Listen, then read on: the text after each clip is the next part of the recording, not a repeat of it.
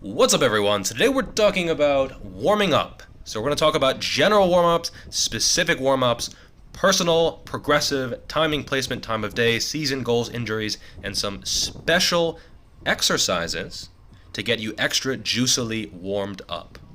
So how I personally warm up is a patent-pending 4-step process. Who knows, maybe I'll even get the patent. So first, I walk to the gym. So I do a general warm-up. This serves two main purposes. The first is to raise my body temperature. The second is to get to the gym. Because if I'm not at the gym, then I cannot do the workout. The second is going to be a specific warm-up. So this will include doing the actual movement. So if I'm bench pressing, I'm not going to squat to warm up for that. If I'm deadlifting, I'm not going to bench press to warm up for that. It's going to be the actual movement. If I'm doing low bar, I'm not going to do front squats to warm up. It has to be the exact movement and nothing else. Third, I'm going to add some special movements, and this is on a case-by-case basis. For me, I'm doing pallof presses here in order to activate the core. So the obliques, the transverse abdominis, this is the same way that you are bracing during a squat. But it's a lot easier to feel. So sometimes it is hard to feel that bracing feeling when you are squatting. If you do this, you can absolutely feel it. So this is a good way to warm up for squats and deadlifts. For me, I am erector dominant. My spinal erectors are very, very overdeveloped, and so I tend to use them a bit too much during squats and deadlifts. So this is a good way to feel bracing before doing the actual movement. It is a pre-activation movement. But these special exercises are absolutely going to be on a case-by-case basis. So I'll go through a few of them that are the most common right now. So as I said, pallof presses for your core is going to be a good one. If you have some kind of leg length imbalance or some kind of strength imbalance in the lower body, something like a Bulgarian split squat can help quite a bit.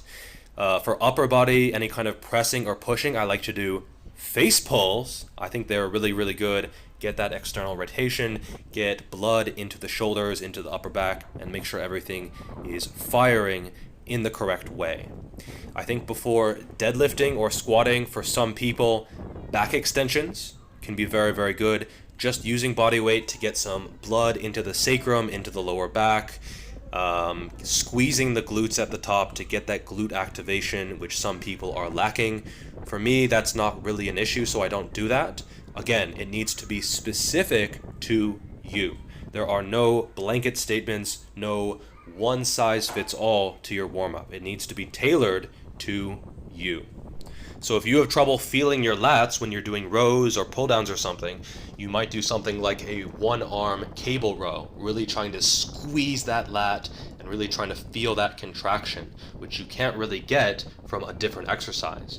If you have trouble feeling your chest, you might do something like a cross-body front raise to really get a squeeze on the upper chest. And you can do this before benching to really get more chest activation.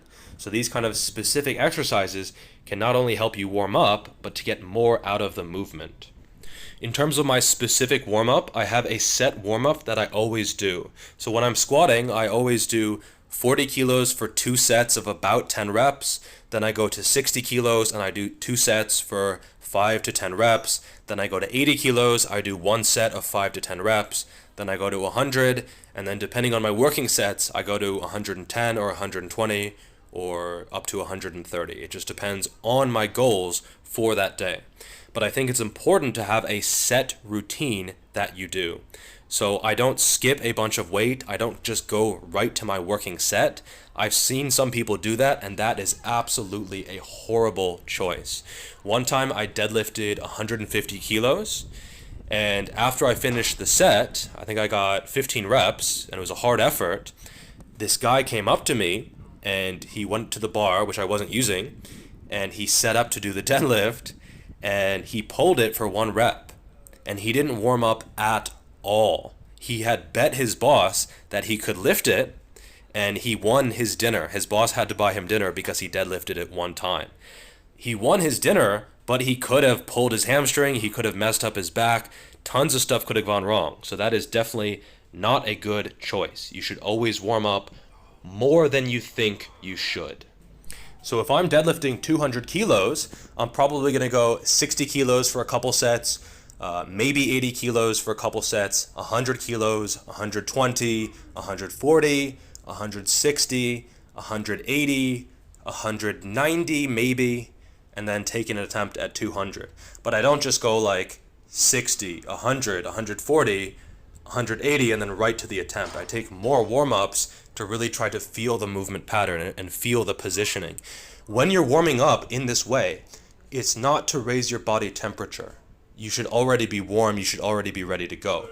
This is to get your central nervous system firing, to feel the movement pattern, and be able to make intelligent decisions as you warm up, as you go through that process. So if my attempt is 200 kilos, but 160 feels kind of slow, kind of grindy, and then I do 180 and it feels just like a total grind, 200 kilos probably is not in the cards, and it's not smart to get amped up, hyped up, psyched up, and then fail 200 kilos. It just doesn't make sense. And taking more warm-ups with smaller jumps allows you to make those decisions. If you go right for a heavy weight, it's easy just to fail, and that is not going to be good for your long-term progress. And this is going to be different for every person. So personally, when I do dumbbells, I find that I don't need very much in terms of a warm-up. So especially if it's later in the workout, I might do like 30 kilos and then right into my working sets. I don't need a ton of warm-up for whatever reason. I don't have a good explanation for this. Maybe it's related to having to stabilize, maybe it's related to less overall weight, but for whatever reason, I found that I just don't need that much time or that many sets to warm up.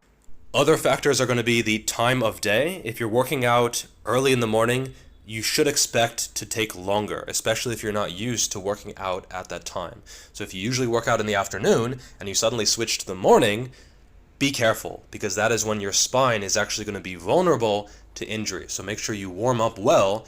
And honestly, I wouldn't even squat or deadlift within an hour of waking up. That is when injuries are just absolutely prone to happen. It also might depend on the season. So if it's winter, it's going to be colder. It might take a little bit longer to warm up as well. It depends where in the workout the exercise is. So if I'm squatting first, it's going to take longer to warm up than if I did some other exercise first. So if I do split squats first or lunges or something else, it's going to be quicker to warm up later in the workout. So if I'm squatting as my second or third exercise, which happens sometimes, I might skip some of the warm-ups just based on how I feel. It also depends on your goals. So if you are a competitive powerlifter and you have like a 700-pound deadlift written in your program, you might want to limit the amount of reps that you do earlier in the workout because you are very concerned with that specific goal, that specific performance. However, for me, I'll often do higher reps when warming up with the full knowledge and acceptance that that might impact my working sets. For me, if I, deadlift a certain amount for 4 reps rather than 6 reps, it's not the end of the world. And it actually doesn't really impact my long-term progress very much. It's a sacrifice that I'm personally willing to make because I know for long-term progress, I would rather warm up more and stay healthy. Probably the biggest factor is going to be your previous injury history. So if you are bench pressing and you've never had any injuries, you don't need to be that conservative. But if you've had a rotator cuff issue, you need to be very careful. You need to feel that area, and you need to learn how it feels when it's better or worse. If you start bench pressing and it feels bad, you either need to make a few decisions. You need to decide to push the workout back or cancel it or change the movement or warm up more. And those are all decisions that you need to make during your warm-ups. And this is going to be one of the most critical factors when it comes to warming up, the decisions you make. And this is going to be what separates those who are constantly injured and those who have a relatively injury-free training career.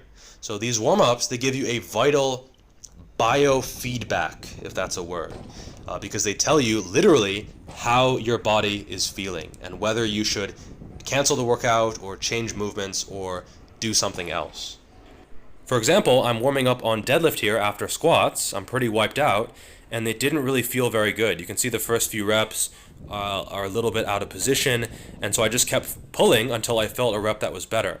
Then I went up to 120 kilos, and I was feeling a lot better. You can see the bar is moving more cleanly, more crisply, my hips are in position, and I made the decision to keep going up in weight. If I felt like I couldn't get in position or I felt the movement in the wrong area, then I would call the workout. I would just say, okay, I already had a good squat session, it's time to call the workout. And that is something that is sometimes difficult to do. You know, you feel like you want to put in a good performance and you need to get better, but if your body isn't ready, it's not ready. And it's not going to get more ready if you keep going up in weight sometimes. Finally, please don't overcomplicate this. I know some people in the fitness industry try to make this stuff seem so complicated. It's not. You want to do 3 things. Raise your general body temperature. You want to activate some specific areas if you need that. And you want to activate your central nervous system by working on slowly increasing the weight. You don't need anything else. If you find yourself warming up for more than 10 minutes, maybe 15, something is probably wrong. If you're doing more than one special exercise, something is probably wrong as well. Again, it's not that complicated. Keep it simple. That is it for today. Make sure to like the video, subscribe to the channel if you are not subscribed for some strange reason, and I will see you next time. Peace.